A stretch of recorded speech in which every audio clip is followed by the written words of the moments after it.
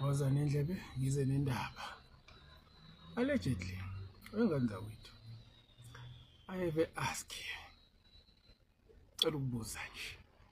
Why is it when a person is fighting for black people, he also needs to fight with black people?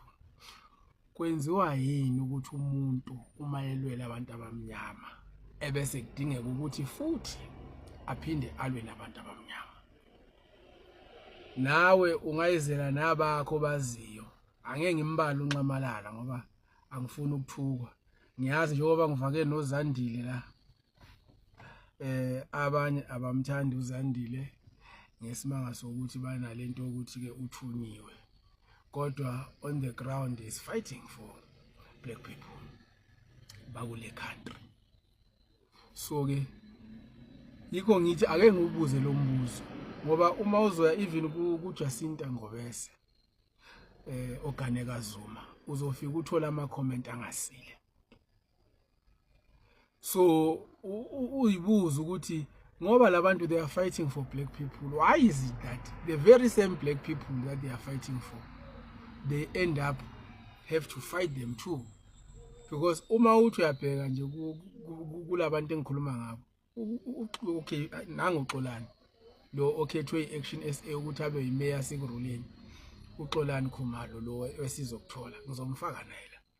Abantu abaningi bala eSouth Africa, angikhulumi ngabangaphandle, ngikhuluma lo mbuzo ngubhekise kubantu base South Africa bafethu, ningizwe kahle, angikhulumi ngama foreign, ngikhuluma ngabantu bala. Ukuthi kungani abantu uma ngabe belwela abantu abamnyama bakule country, abantu bakule country they fight you for fighting for them? Why is it like that? Ngithi angeke ngimbala ubaba uNxamalala, ngikhuluma ngalabe ngikhuluma ngabo nje mhlamba abasebancane, mhlambe angazi, mhlambe nabo banechashaza ke khona imedia esikuya kusho ngabo angazi, except lokukaXolani kwalo yamjido wafa lo ya vele naye I'm sure he killed a lot of people ngama drugs. So angimzweli mina umuntu othengisa ama drugs mayifile bafethu thiwa ubulawela ukuthi uthengisa ama drugs, but ke kule case kaXolani he was cleared. So angifuni ukuthi kube ngathi ngithi uXolani onesandla ekufeni kwakhe, cha, he was cleared. So into engiyibuzayo ukuthi kungani uma mina ngizolwela nina ebese nina niphinde nibise mina sekumele mina ngizidefend futhi against nina, yet I'm fighting for you? Why is it? Because ebelungina yenze kuleyo nto abantu abamnyama yini?